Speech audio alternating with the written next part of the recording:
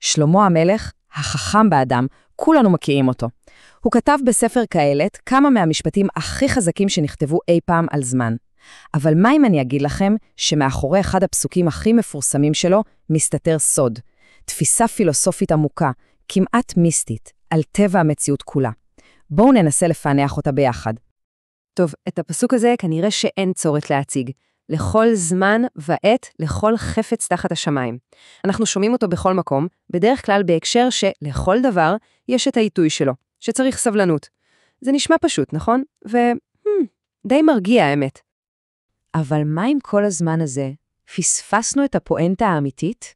מה אם הפסוק הזה הוא לא סתם חזרה יפה על אותו רעיון, אלא הצגה של שתי מערכות זמן שונות לחלוטין? מה אם שלמה המלך בעצם חושף בפנינו שני סוגים של קיום, שתי דרכים שבהן המציאות פועלת? אוקיי, אז בואו נפרק את זה.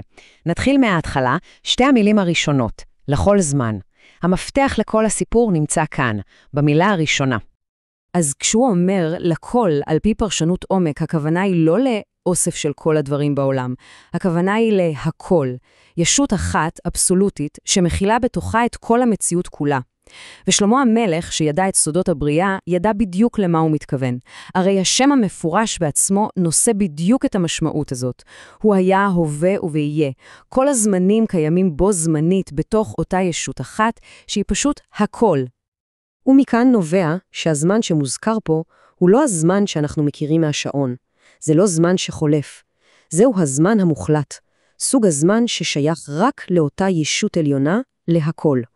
וכמו שהכל הוא אחדותי, שלם, כך גם הזמן שלו הוא מציאות אחת, נצחית ובלתי מתחלקת. כאן זה נהיה ממש עמוק. תחשבו על זה רגע. בתוך הזמן הזה של הכל, אין באמת עבר, הווה ועתיד. הכל פשוט קיים, בו זמנית, בנקודת נצח אחת גדולה. זו תפיסת זמן שקשה לנו אפילו לדמיין, כי אנחנו חווים את החיים שלנו כרצף, רגע שבא אחרי רגע. ועכשיו, אחרי שהיינו שם למעלה, שלמה המלך מנחית אותנו בחזרה לקרקע, לחלק השני של הפסוק. החלק הזה הוא מדבר עלינו. כאן שלמה מציג את המושג השני של זמן, עת.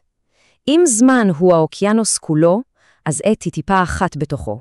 היא נקודתית, היא מוגבלת. זו העונה הספציפית, הרגע המדויק שיש לכל חפץ, לכל עניין, לכל אירוע בעולם שלנו. זה הזמן המוכר לנו, רצף של עתים. ושימו לב למיקום שהוא נותן לזה, תחת השמיים. הביטוי הזה הוא לא סתם קישוט, הוא מגדיר את הזירה.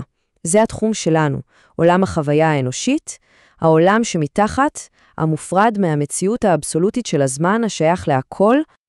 אז עכשיו אנחנו מבינים. שלמה המלך לא חוזר על אותו דבר במילים אחרות. הוא לא אומר, לכל דבר יש זמן, וכן, לכל עניין יש עיתוי. לא. הוא מציג פה שתי תפיסות מציאות נפרדות שמתקיימות במקביל. והנה כאן רואים את ההבדל בצורה הכי ברורה. מצד אחד יש לנו את הזמן של הכל, שהוא אחדותי, נצחי, מציאות מוחלטת, ומצד שני יש את העת, הזמן שלנו, תחת השמיים, שהוא מקוטע, מוגבל, והוא המציאות שאנחנו חווים. אז מה כל זה אומר עלינו בעצם? זה אומר משהו מדהים. החיים שלנו מתנהלים פה למטה, ברצף ליניארי של רגעים, של עיתים, עת ללדת, עת למות, עת לצחוק. אבל באותו הזמן ממש, כל הרגעים האלה הם חלק משלם אחד, נצחי ובלתי משתנה, הזמן. וזו אולי התובנה הכי גדולה שאפשר לקחת מזה. החוויה האנושית של הזמן היא רק נקודת מבט אחת. היא כמו להסתכל על אוקיינוס דרך קשית. כל עת ללדת וכל עת למות הן רק נקודות קטנטנות בתוך הזמן הנצחי, שבו הכל כבר קיים תמיד. אז בסופו של דבר, הפסוק הזה הוא הרבה יותר משיר יפה על עונות החיים. הוא בעצם הזמנה להסתכל על הקיום שלנו מפרספקטיבה כפולה. מצד אחד, לחיות את הרגע, את העת במלואו, ומצד שני, תמיד לזכור שכל רגע כזה הוא חלק ממשהו אינסופי ונצחי. וזה משאיר אותנו עם שאלה אחת גדולה למחשבה. איך העולם שלנו היה נראה, אם היינו זוכרים שכל רגע חולף, הוא בעצם חלק משלם נצחי?